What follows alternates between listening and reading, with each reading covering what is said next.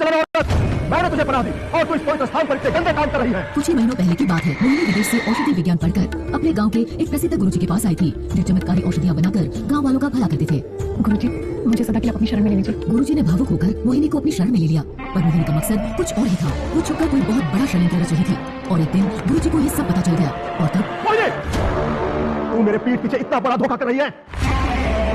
सेवकों, मोहिनी को इसी समय कुटिया से बाहर निकाल दो। लेकिन शायद तब तक बहुत देर हो चुकी थी। मोहिनी ने कुछ ऐसा किया था कि कुटिया के सारे लोग गुरुजी को छोड़कर मोहिनी की तरफ हो चुके थे। किसी ने गुरुजी की बात नहीं मानी और शाम ढलते ही गुरुजी के साथ कुछ ऐसा हुआ कि वो अपना मानसिक संतुलन खो बैठे। मोहिनी ने उन्हें रातों रात गायब करवा दिया और गाँव वालों से कहा, मैं सारे गाँव वालों को बताना चाहती हूँ कि गुरुजी ने निर्वाण ले लिया है और जाते जाते उन्होंने मुझे अपना उत्तराधिकारी घोषित करके गए। मैंने आप सबकी सेवा में निर्वाणा भवन नाम का एक भवन बनवाया है, लेकिन याद रहे, पुरुषों का शाम को निर्वाणा भवन में आना वर्जित है। रोज शाम को निर्वाणा भवन में कुछ ऐसा होता था जो सबकी सोच से परे था। सच पता लगाने जो भी पुरुष शाम को निर्वाणा भवन जाता था और अंदर का नजारा देखता था, वो पागल होकर ही बाहर लौटा था। ये बात जब मोहिनी के पिता को पता चली तो वो घबरा गए और उसी शाम अपनी बेटी मोहिनी से मिलने निर्वाणा भवन चले गए। जहाँ एक तरफ मोहिनी अपने पिता को निर्वाणा भवन के अंदर देखकर चौंक गई, वहीं दूसरी तरफ मोहिनी के पिता ने जो निर्वाणा भवन के अंदर होते हुए देखा, वो देखकर उनके पांव तले जमीन खिसक गई और उन्हें अपनी आंखों पर विश्वास नहीं हुआ।